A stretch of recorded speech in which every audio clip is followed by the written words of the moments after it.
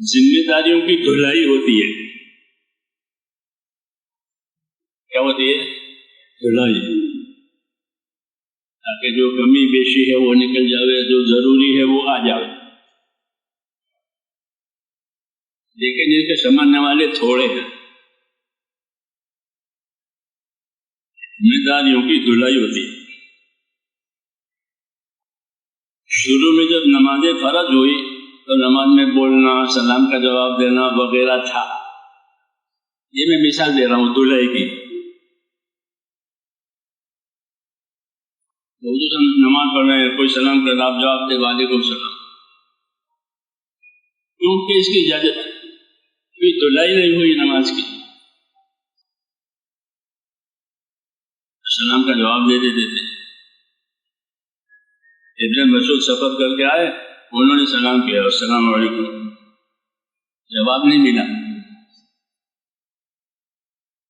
جواب نہیں ملا، پریشان ہو گئے،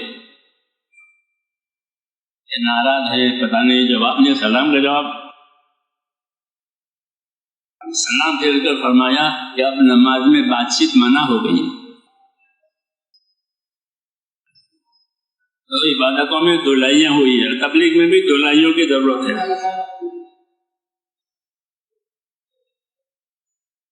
کوئی اوپری بات میں نہیں کر رہا ہوں، ایسا ہوا ہی ہے. روزوں میں بھی روزہ رکھوانے کی ترتیب بدلتی رہی کہ جب تک جاگتے رہو کھاتے رہو، جاگ گئے سو گئے، پھر شہری وہری کچھ نہیں، پھر روزہ. ایسا ہوتا تھا کہ جب تک جاگو کھاؤ، اگر تمہاری آنکھ لگ گئی پھر کھانا نہیں ہے، پھر سونے کے وقت سے لے کر افطاری کے وقت کا روزہ ہوگا. تو ایک صحابی تھکے تھکے آئے تھے، تراویح پڑھی تو تھک گئے، سر لیٹ ہو، وہ سو گئے. اب سونے کے بعد کھانے کی ممانعت تھی، جب تک جاگو کھاتے رہو، یہ دھلائی ہے.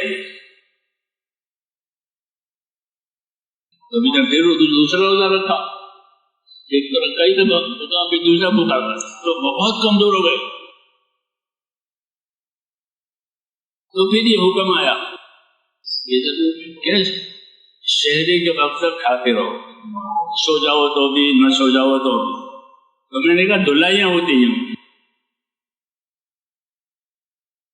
ایسے ہمارے کام کی بھی دھلائی ہونی چاہیے. ایک نہیں کہ یہ گروپ پڑ گیا وہ یہ سمجھنا نہیں بات.